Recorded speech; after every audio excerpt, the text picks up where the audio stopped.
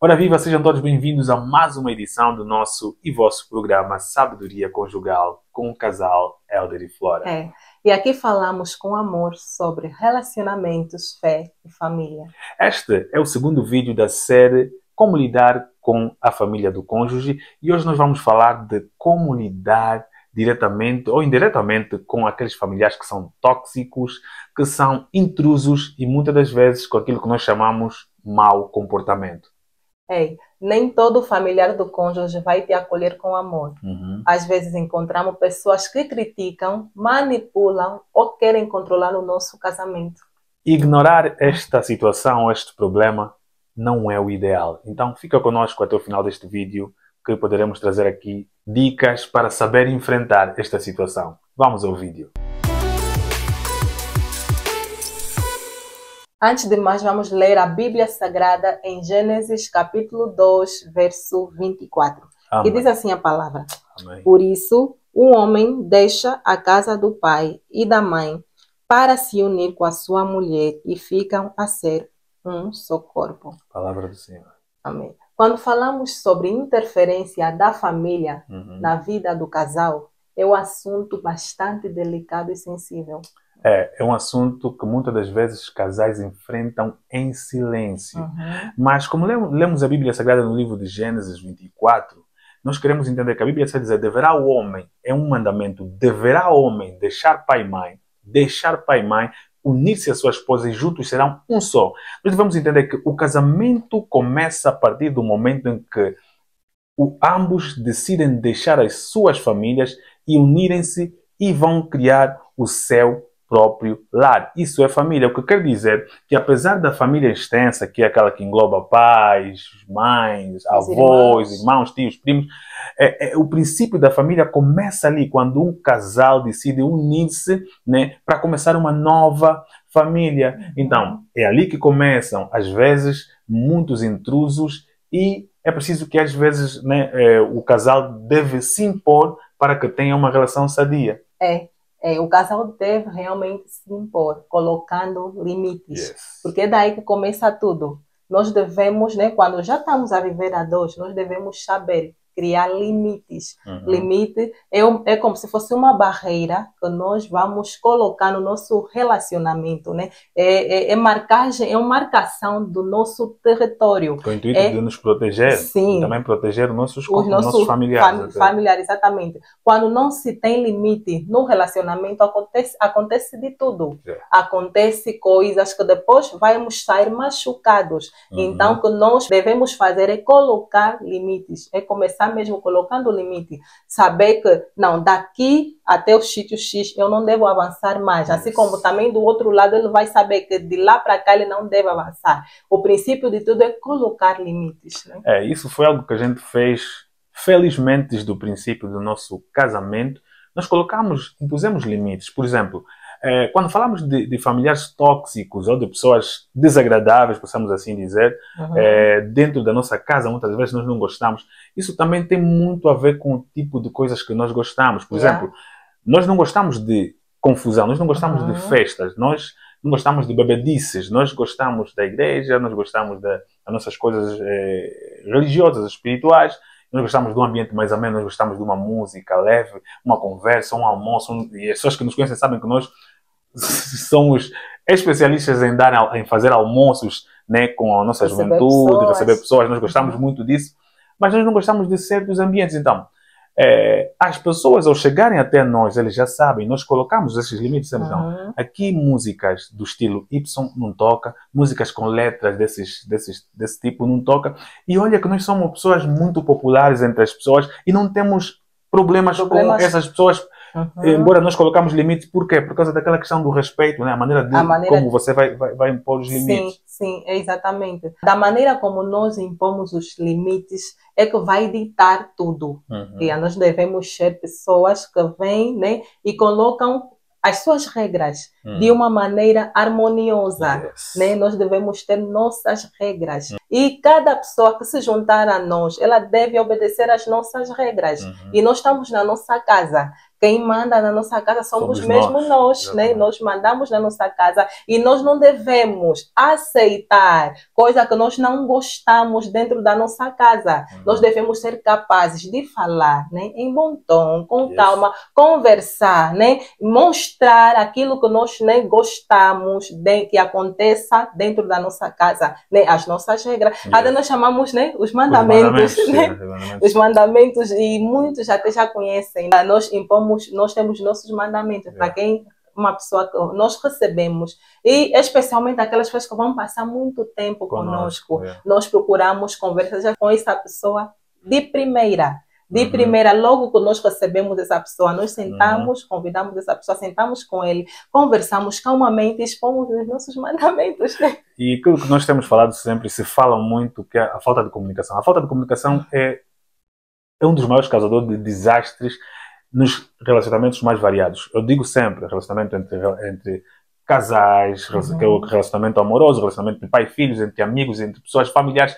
A falta de comunicação é um grande problema.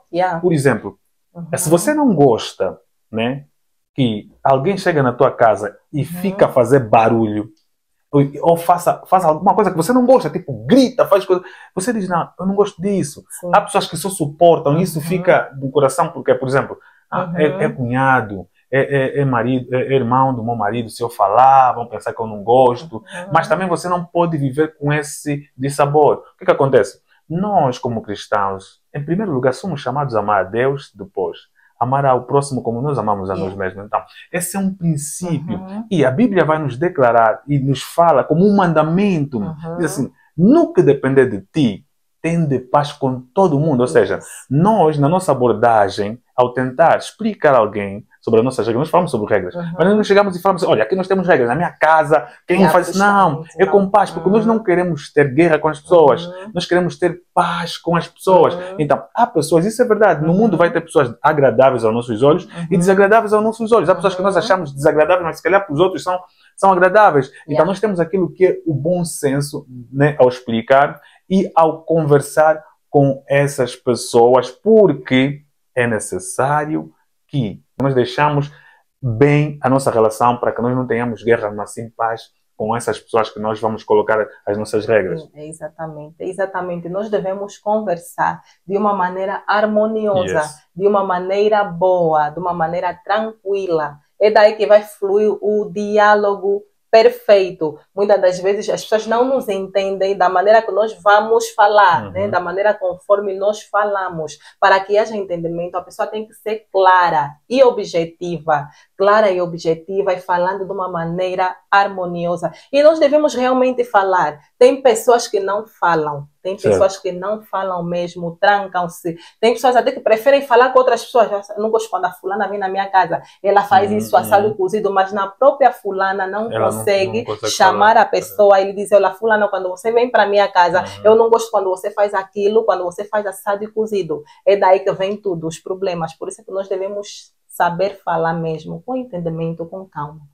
Eu acho que eu vi um dia um post, acho que numa das redes sociais, não sei qual era, que alguém dizia assim, veio me visitar, não avisou, assim tenho que lhe tratar bem. Agora, quando foi que você falou nessa pessoa que não gostas que ela te visite sem você avisar? Tá bom que no mundo vão ter pessoas que vão encarar mal, mas você tem que falar a sua verdade. Porque é você quem vive, é você quem se incomoda. É necessário, tipo, na paz, deixa claro, chegaram, estejam bem-vindos, mas, olha, é melhor que avisem mesmo, tipo, avise um dia antes, né? Avise 2 dias antes. Se for com mais antecedência, melhor, porque poderia ter saído, ter muitas coisas a fazer e tudo mais. E é necessário essa comunicação que a minha mulher acabou de dizer. É necessário você dizer o que você gosta, o que você não gosta com relação aos familiares que nós achamos tóxicos, muitas vezes não são tóxicos aos olhos de outras pessoas. Realmente.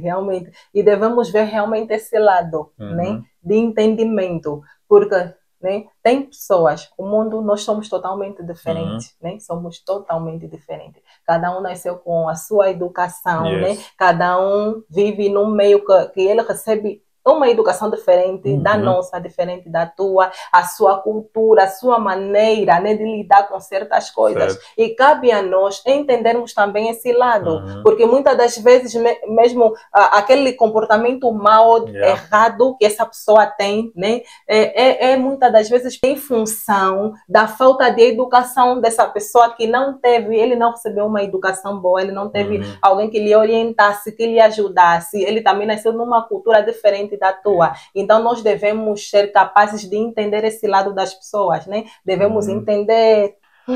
Quando nós começamos a entender pessoas que não são como nós, isso é um sinal de extrema maturidade. O ser humano tem a mania ou a tendência de somente compreender quem lhe compreende. Não, ele sabe dos meus limites, então ele me compreende, ele é bom, é só esse mesmo, é só esse. Não, é necessário nós entender que nós somos diferentes, existem muitas pessoas diferentes e Deus nos chamou para nós termos uma convivência harmoniosa entre nós todos. E é bíblico que a Bíblia diz para se esforçar para que tenha uma convivência harmoniosa. Agora, o que é que você tem feito? Diante de tanto conflito, né, esse conflito, esse desentendimento, muitas das vezes, ou esse mau tempo, ou mau clima, o que é que você tem feito? Será que você tem sido pacificadora? Lembra que a Bíblia no livro de Mateus está a dizer bem-aventurados pacificadores, porque esses serão chamados filhos de Deus. Talvez você se intitula como um filho ou como uma filha de Deus e você nem tolera e você nem entende que talvez essa pessoa tem outros princípios que cresceu em lugares diferentes que você. Então, é preciso que haja tolerância.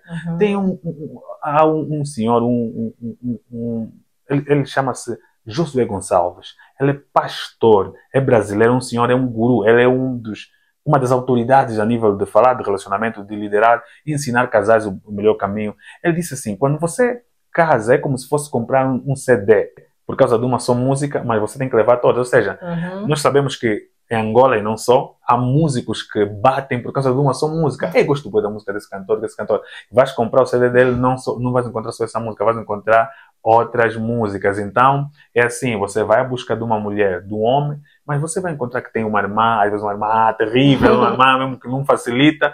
Vais encontrar que tem um irmão, tem primos, tem amigos, tem amigas e tem pai e também tem mãe. É isso. E o que nos resta fazer é simplesmente sermos tolerantes, respeitarmos o outro lado e também impormos os nossos limites, né? Para que não haja uma confusão daquelas que depois, né, não vai ser bom para nós. Então é necessário que você é que vive a sua vida, seja feliz. Você tem que organizar o teu canto, tem que organizar a sua família. E nessa vida, é necessário que o casal esteja unido para juntos ultrapassarem esses problemas. Realmente, os dois têm que estar em sintonia. Os dois têm que conversar muito sobre isso. Principalmente quando, né, de um lado tem alguém que se comporta realmente muito mal. Os dois têm que conversar, têm que estar mesmo junto, assim, em concordância. Imagina que eu já pus limites. Imagina que essa situação continua. Se eu também não tenho apoio do meu esposo, da minha esposa, como agir? Peça ajuda, porque quando nós já estamos saturados, nós já falamos, já impusemos as nossas regras, né? Já metemos limite, mas mesmo assim essa pessoa continua, então é a hora de procurar mesmo ajuda.